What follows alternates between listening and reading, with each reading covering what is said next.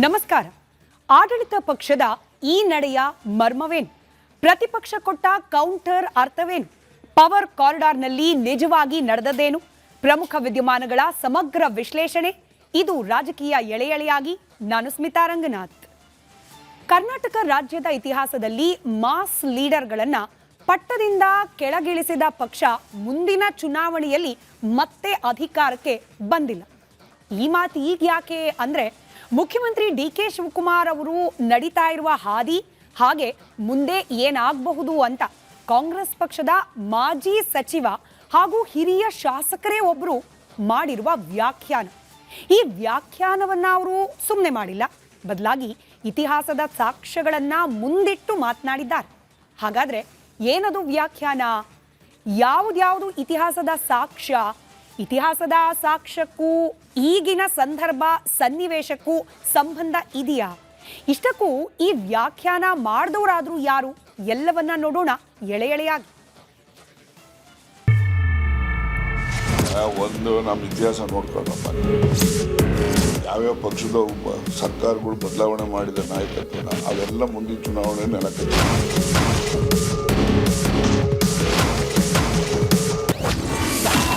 ಜನನಾಯಕರ ಪದಚ್ಯುತಿಯಿಂದ ಅಧಿಕಾರ ನಾಸ್ತಿ, ಅವಮಾನಿಸಿ ಕೆಳಗಿಳಿಸಿದಾಗ ಜನರೇ ಮಾಡಿದ ಶಾಸ್ತಿ. ಕರ್ನಾಟಕ ರಾಜ್ಯದ ಇತಿಹಾಸದಲ್ಲಿ ಯಾವ ಪಕ್ಷ ಯಾವಾಗೆಲ್ಲ ಮಾಸ್ ಲೀಡರ್ ಎನ್ನಿಸಿಕೊಂಡ ನಾಯಕರನ್ನ ಅಧಿಕಾರದ ಮಧ್ಯದಲ್ಲೇ ಮುಖ್ಯಮಂತ್ರಿ ಸ್ಥಾನದಿಂದ ಕೆಳಗಿಳಿಸಿದ್ದಾರೋ, ಯಾವ್ಯಾವ ಕಾಲದಲ್ಲೆಲ್ಲ ಸಿಎಂ ಪಟ್ಟದಲ್ಲಿದ್ದವರನ್ನ ಅವಧಿ ಪೂರ್ಣ ಮಾಡುವ ಮುನ್ನ ಮುಖ್ಯಮಂತ್ರಿ ಪಟ್ಟದಿಂದ ಕೆಳಗಿಳಿಸಿದ್ದಾರೋ, ಅದಾದ ನಂತರ ಬರುವ ಚುನಾವಣೆಯನ್ನ ಆ ಪಕ್ಷ ಸೋತಿರುವ ಇತಿಹಾಸದ ಚರ್ಚೆ ಈಗ ಮುನ್ನೆಲೆಗೆ ಬಂದಿದೆ. ಯಾಕೆ ಈಗ ಈ ಚರ್ಚೆ ಮುನ್ನೆಲೆಗೆ ಬಂದಿದೆ ಅಂದ್ರೆ, ಡಿ.ಕೆ. ಶಿವಕುಮಾರ್ ಅವರು ಎರಡನೇ ಹಂತದ ಸಚಿವ ಸಂಪುಟ ವಿಸ್ತರಣೆ ಮಾಡಿದ ನಂತರ ಸಿದ್ದರಾಮಯ್ಯ ಮುನಿಸಿಕೊಂಡಿದ್ದಾರೆ ಎಂಬುದು ಈ ಚರ್ಚೆಯ ಹಿನ್ನೆಲೆ. ವಿಷಯ ಏನಂದ್ರೆ, ಡಿ.ಕೆ. ಶಿವಕುಮಾರ್ ನೇತೃತ್ವದ ಸರ್ಕಾರದ ಸಚಿವ ಸಂಪುಟ ವಿಸ್ತರಣೆ ಆಗಿದೆ. ಸುಮಾರು 19 ಶಾಸಕರು ಸಚಿವರಾಗಿ ಪ್ರಮಾಣ ವಚನ ಸ್ವೀಕಾರ ಮಾಡಿದ್ದಾರೆ. ಆದ್ರೆ ಈ ಕಾರ್ಯಕ್ರಮಕ್ಕೆ ಸಿದ್ದರಾಮಯ್ಯ ಬರಲಿಲ್ಲ. ಹೀಗೆ ಸಿದ್ದರಾಮಯ್ಯ ಗೈರಾಗಲು ಕಾರಣವೇನು ಅಂದ್ರೆ, ಅಸಮಾಧಾನ ಅನ್ನೋದು ಚರ್ಚೆಯ ಕೇಂದ್ರ ಬಿಂದು.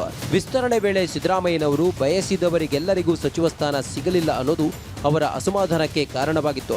ಈ ಅಸಮಾಧಾನದ ಹಿನ್ನೆಲೆಯಲ್ಲೇ ಸಿದ್ದರಾಮಯ್ಯ ಪ್ರಮಾಣ ವಚನ ಕಾರ್ಯಕ್ರಮದಿಂದ ದೂರ ಉಳಿದ್ರು. ಹೀಗೆ ದೂರ ಉಳಿದಿದ್ದಕ್ಕೆ ಸಿದ್ದರಾಮಯ್ಯ ರಾಜಕೀಯ ನಡೆ ಎಷ್ಟು ಮುಖ್ಯ ಅನ್ನೋ ಚರ್ಚೆ ಶುರುವಾಯಿತು. ಅದರ ಭಾಗವಾಗಿ ಮಾಜಿ ಸಚಿವ ಕೆ.ಎನ್. ರಾಜಣ್ಣ ಅವರು ಹೇಳಿದ್ದು, ಮಾಸ್ ಲೀಡರ್ಗಳನ್ನ ಅವಧಿ ಪೂರ್ಣ ಮಾಡುವ ಮೊದಲೇ ಅಧಿಕಾರಾವಧಿಯ ಮಧ್ಯದಲ್ಲೇ ಕೆಳಗಿಳಿಸಿದ ಸರ್ಕಾರ ಮತ್ತೆ ಆರಿಸಿ ಬಂದಿಲ್ಲ ಎಂಬ ಮಾತು. ಒಂದು ನಮ್ಮ ಇತಿಹಾಸ ನೋಡ್ಕೊಳ್ರಪ್ಪ. ನೀವು ಎಲ್ಲೆಲ್ಲಿ 5 ವರ್ಷದ ಟರ್ಮಲ್ಲಿ ತೆಗೆದಿದ್ದಾರೆ, ಯಾವ್ಯಾವ ಪಕ್ಷದ ಸರ್ಕಾರಗಳು ಬದಲಾವಣೆ ಮಾಡಿದ ನಾಯಕತ್ವನ ಅವೆಲ್ಲ ಮುಂದಿನ ಚುನಾವಣೆ ನೆಲಕಚ್ಚಿರೋದು. ನೀವು ಹಿಂದಿಂದ ನೋಡ್ಕೊಂಬನ್ನಿ. ಕರ್ನಾಟಕದ ಇತಿಹಾಸ ನೋಡಿದ್ರೆ, ರಾಜಣ್ಣ ಹೇಳಿದ ಇತಿಹಾಸ 50 ವರ್ಷದ ಹಿಂದೆಯೂ 5 ವರ್ಷದ ಹಿಂದೆಯೂ ಸತ್ಯವೇ. ಈಗ 5 ವರ್ಷದ ಹಿಂದಿನ ಇತಿಹಾಸ ನೋಡೋದಾದ್ರೆ, ಆಗ ಯಡಿಯೂರಪ್ಪನವರ ನೇತೃತ್ವದ ಬಿಜೆಪಿ ಸರ್ಕಾರ ಅಧಿಕಾರದಲ್ಲಿತ್ತು. 2018ರಲ್ಲಿ ಅಧಿಕಾರಕ್ಕೆ ಬಂದಿದ್ದ ಜೆಡಿಎಸ್ ಬಿಜೆಪಿ ನೇತೃತ್ವದ ಸಮ್ಮಿಶ್ರ ಸರ್ಕಾರವನ್ನ ಆಪರೇಷನ್ ಕಮಲದ ಭಾಗವಾಗಿ ಪತನಗೊಳಿಸಿ ಕಾಂಗ್ರೆಸ್ ಹಾಗೂ ಜೆಡಿಎಸ್ ಪಕ್ಷದ 17 ಶಾಸಕರ ರಾಜೀನಾಮೆ ಕೊಡಿಸಿ ಯಡಿಯೂರಪ್ಪ ಹರಸಾಹಸ ಮಾಡಿ ಸಿಎಂ ಆದರು. ಆದರೆ ಹಾಗೆ ಸಿಎಂ ಆದ ಮರು ವರ್ಷವೇ ಅಂದಿನ ಮುಖ್ಯಮಂತ್ರಿ ಯಡಿಯೂರಪ್ಪನವರ ಪಾಲಿಗೆ ರಾಷ್ಟ್ರೀಯ ಬಿಜೆಪಿಯ ಅಲಿಖಿತ ನಿಯಮವೊಂದು ಅಡ್ಡಿಯಾಗಿತ್ತು. ಅದೇ 75 ವರ್ಷ ದಾಟಿದ ಮೇಲೆ ಮುಖ್ಯಮಂತ್ರಿಯಂತಹ ಪ್ರಮುಖ ಸ್ಥಾನಮಾನಗಳಲ್ಲಿ ಮುಂದುವರಿಯಬಾರದು ಅಂತ ಪ್ರಧಾನಿ ಮೋದಿ ಅಮಿತ್ ಶಾ ಜೋಡಿ ಜಾರಿಗೆ ತಂದ ನಿಯಮ. 2020ರಲ್ಲಿ ಕೋವಿಡ್ ಸಾಂಕ್ರಾಮಿಕದ ಸಮಸ್ಯೆ ತೀವ್ರ ಆಗಿದ್ದರಿಂದ ಯಡಿಯೂರಪ್ಪನವರು ಆ ವರ್ಷ ಸಿಎಂ ಆಗಿ ಮುಂದುವರೆದರು. ಆದರೆ 2021ರ ಜುಲೈ 25ರಂದು ಹೈಕಮಾಂಡ್ ನಿರ್ದೇಶನದಂತೆ ಸಿಎಂ ಸ್ಥಾನಕ್ಕೆ ರಾಜೀನಾಮೆ ನೀಡಿದ ಯಡಿಯೂರಪ್ಪ ಅದೇ ದಿನ ಬ್ಯಾಂಕೆಟ್ ಹಾಲ್ನಲ್ಲಿ ನಡೆದ ಸಮಾರಂಭದಲ್ಲಿ ಕಣ್ಣೀರಿಟ್ಟರು. ಅದರ ಬೆನ್ನಲ್ಲೇ ಮುಖ್ಯಮಂತ್ರಿ ಆದವರು ಬಸವರಾಜ ಬೊಮ್ಮಾಯಿ. ಯಡಿಯೂರಪ್ಪ ಹಾಗೂ ಹೈಕಮಾಂಡ್ನ ಜಂಟಿ ಆಯ್ಕೆ ಎಂಬಂತೆ ಮುಖ್ಯಮಂತ್ರಿಯಾದ ಬಸವರಾಜ ಬೊಮ್ಮಾಯಿ ಅವರಿಗೆ ಬಿಜೆಪಿ ಹೈಕಮಾಂಡ್ ನಾಯಕರ ಸಂಪೂರ್ಣ ಸಹಕಾರವಿತ್ತು. ಹೀಗಾಗಿ ಯಾವುದೇ ಅಡೆತಡೆಗೆ ಅವಕಾಶ ಇಲ್ಲದಂತೆ 2023ರವರೆಗೂ ಅಧಿಕಾರ ನಡೆಸಿದ್ರು. ಆದರೆ 2023ರ ಚುನಾವಣೆ ವೇಳೆ ಸಿದ್ದರಾಮಯ್ಯ ಹಾಗೂ ಡಿ.ಕೆ. ಶಿವಕುಮಾರ್ ನೇತೃತ್ವದ ಕಾಂಗ್ರೆಸ್ ಪಡೆ ಯಡಿಯೂರಪ್ಪ ಸಿಎಂ ಪಟ್ಟದಿಂದ ಕೆಳಗಿಳಿಯುವ ವೇಳೆ ಕಣ್ಣೀರಿಟ್ಟಿದ್ದನ್ನ ಪ್ರಚಾರದ ಭಾಗ ಮಾಡಿಕೊಂಡಿತು. 2023ರ ವಿಧಾನಸಭಾ ಚುನಾವಣೆಯ ಫಲಿತಾಂಶ ಬಂದಾಗ ಯಡಿಯೂರಪ್ಪ ಸಿಎಂ ಪಟ್ಟದಿಂದ ಕೆಳಗಿಳಿಯುವಾಗ ಹರಿಸಿದ್ದ ಕಣ್ಣೀರಿನಲ್ಲಿ ಕೊಚ್ಚಿ ಹೋಗಿತ್ತು. ಆಗ ಬಂದ ಫಲಿತಾಂಶ ಹೇಗಿತ್ತು ಅಂದ್ರೆ,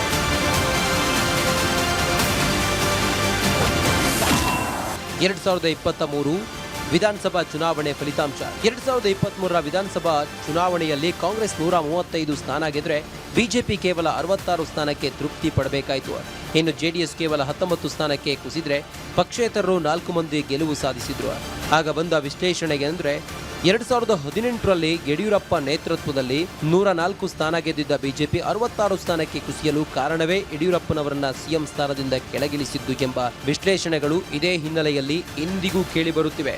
ಯಡಿಯೂರಪ್ಪನವ್ರ ಕಾಲದಲ್ಲಿ ಯಡಿಯೂರಪ್ಪನ ತೆಗೆದ್ರು, ಇವರು ಮಾಡಿದ್ರು, ಸದಾನಂದ ಗೌಡನ್ ತೆಗೆದ್ರು, ಶೆಟ್ರು ಮಾಡಿದ್ರು, ಏನಾಯ್ತು ಮುಂದಕ್ಕೆ? ಹೀಗೆ ಇವು ನಮ್ಮ ಕರ್ನಾಟಕ ರಾಜ್ಯದಲ್ಲಿ ಇರ್ತಕ್ಕಂಥ ಇತಿಹಾಸ ಅಷ್ಟೇ. ಇದು ತೀರಾ ಇತ್ತೀಚಿನ ಉದಾಹರಣೆ. ಆದರೆ ಕರ್ನಾಟಕದ ಇತಿಹಾಸದಲ್ಲಿ ಇಂತಹ ಇನ್ನು ಹಲವು ನಿದರ್ಶನಗಳಿವೆ.